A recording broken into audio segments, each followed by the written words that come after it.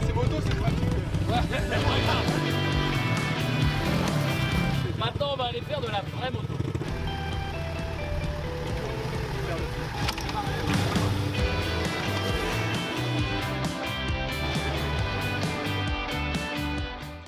Ça fait déjà plus de 6 mois qu'on a essayé cette nouvelle Kawasaki Z650, la remplaçante du best-seller ER6. On n'avait pas encore essayé sa version 35 kW pour les permis A2. Voilà, ça y est, ça va être réparé. On va déjà tout de suite allumer le moteur, voir ce que ça donne. Ah, il a conservé sa petite sonorité vraiment particulière. Ah, moi je dis que ça devrait être pas mal. Bon allez, on va voir ce que ça donne.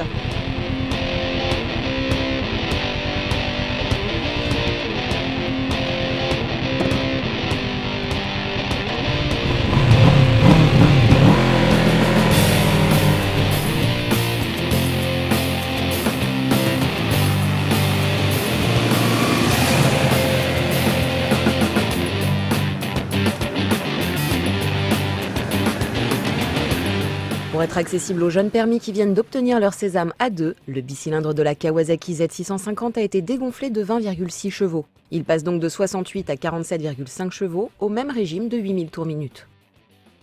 Quant au couple, il est à peine affecté par le bridage, affichant 57,8 Nm au lieu de 65,6 Nm. Mais il est atteint beaucoup plus tôt, à 3800 tours minute au lieu de 6500 tours minute, ce qui promet du punch sur le début du compte tour. Pour effectuer ce bridage, rien de plus simple. Pas de pièces mécaniques à changer, il n'y a que la cartographie à modifier via la prise diagnostique placée sous la selle passager. Comptez 90 € pour la carte électronique, plus 1 heure de main d'œuvre, en moyenne de 60 €, ce qui fait un total de 150 €. À ajouter bien sûr au tarif de la Z650, affiché en ce mois d'août 2017, à partir de 6 999 €.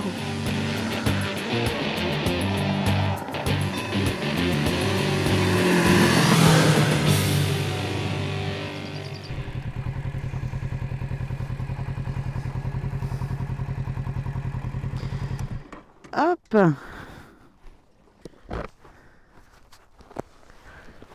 Ouh. Et ben voilà, on a fait un petit peu de tout, un petit peu de ville, un petit peu d'autoroute, un petit peu de route. Bon, on s'en doutait, cette version 35 kW de la Z650 est vraiment très bien née. Le bridage est vraiment très bien fait. Elle a conservé toute sa pêche sur la première partie du compte tour, jusqu'à 5000 tours à peu près. Après, on sent juste à peine qu'il y a un petit peu moins de réactivité peut-être à la poignée. Elle a un petit peu plus de mal à prendre ses tours que la version standard, mais vraiment, c'est pas grand-chose. Au niveau du compte tour, justement, on reste sur les mêmes régimes en 6e que sur la version standard. On est à 6000 tours à peu près à 130 km/h sur l'autoroute. C'est là où on a encore un peu de couple, on peut continuer sans souci, il y a de la reprise, même en duo, ça c'est aussi important, elle ne vous laissera pas tomber. Il a vraiment conservé son petit caractère particulier, hyper joyeux, fun. Une moto vraiment très intéressante parce que même après les 2 ans de permis A2, elle restera vraiment exploitable et amusante, même si on est plus expérimenté. Autre point intéressant pour les débutants, c'est sa facilité d'accès. La selle est vraiment très basse. Pas de souci pour les petits gabarits comme moi, 1,60 m pour mettre les 2 pieds, mais vraiment à plat et avec encore les jambes pliées. Les plus grands seront peut-être un petit peu étriqués du coup. Surtout qu'on ne peut pas énormément se reculer sur la selle. En plus, par rapport à l'ER6, elle avait perdu 20 kg, donc ça c'est franchement pas rien. C'est bien aussi pour les débutants, un poids un petit peu plus léger, plus facile à manier. Donc en ville, c'est un régal de facilité.